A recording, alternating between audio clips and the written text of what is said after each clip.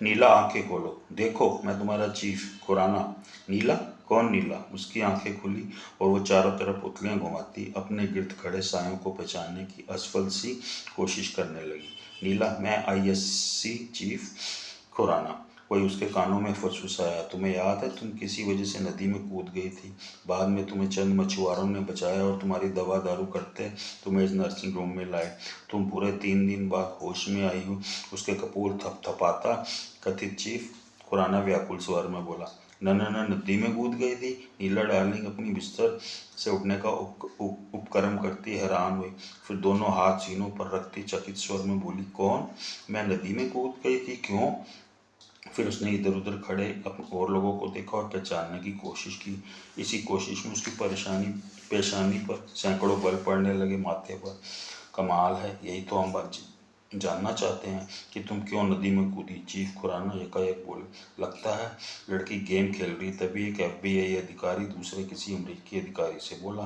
नीला darling आवाज दृष्टि से उसे देखने लगी। हाँ जॉर्डन, वो अधिकारी पहले प्रश्नकर्ता के जवाब में बोला। अब ये यात्रा जाने का बहाना करेगी और हम इस रहस्य की गुत्थी से कभी भी पर्दा न उठा पाएंगे। सरदूल ब्याह का हत्या किसने की, कैसे हुई, और फर्ग्यूसन मिसाइल के फार्मूले वाली सीडी कॉम्पैक्ट डिस्क कहाँ गई? You are right Martin, FBI अधिकारी जॉनी जॉर्डन बोला।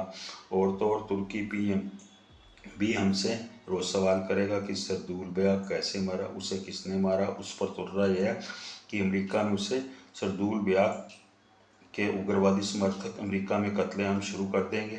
फिर हमारी कैद में तुर्की लेफ्टिनेंट सकूरा भी तो है। कुल मिलाकर सारे हालात हमारे ही विरुद्ध जा रहे हैं। कथित मार्टिन संजीदगी से हामी भरने लगा, जबकि रीमा भारती चकित निगाहों से पुतलियां फड़फड़ाती उन्हें देखती गर्दन नचाने लगी। बाय द वे, ये आप मुझे क्यों सुना रहे हैं? अंततः उसने पूछा। जी नहीं, दीवारों से बातें कर रहे हैं, दांत पीसता जॉनी जॉर्डन इधर उधर गर्दन नचाने लगा। डॉक्टर डॉक्टर, जरा मेरी नीला को देखें, ये किसी को पहचान क्यों नहीं रही? चीफ खुराना उतावला होकर नीला की तरफ हाथ नचाता बोला। हटिए हटिए प्लीज प्लीज। तत्काल 3 डॉक्टरों की फौज नीला डार्लिंग की तरफ बढ़ी। एक ने उसे लिटाया, दूसरे ने चंद मेडिकल उपकरणों से उसे लैस किया और अंततः अपनी डॉक्टरी प्रक्रिया में जुट गए। अगले 5 मिनट तक नीला डार्लिंग को इलेक्ट्रिक शॉक दिए जाने लगे। अंततः कोई सुखद परिणाम सामने न आया। डॉक्टर फिर नई प्रक्रियाओं में जुट गए। अगले 10 मिनट बाद तीनों डॉक्टरों ने घोषणा कर दी, हमें खेद है, नीला डार्लिंग जी की याददाश्त जा चुकी है, या फिर वक्ती तौर पर इनका ब्रेन वॉश हो चुका है और वो कब ठीक होंगी, इस बाबत कोई सटीक घोषणा नहीं की जा सकती। मुमकिन है 10 मिनट बाद ही ठीक हो जाएं, या फिर 10 बरस भी लग जाएं। लिहाजा अब से पहले इनके साथ क्या हुआ, इन्होंने क्या कुछ किया, वो इस बाबत अपनी जबानी कुछ ना बयान कर पाएंगी। लिहाजा तब तक के लिए विश्राम, इन्हें विश्राम की बेहद ज़रूरत है, सो इन्हें विश्राम दिया जाए। कई लोगों ने गहरी सांस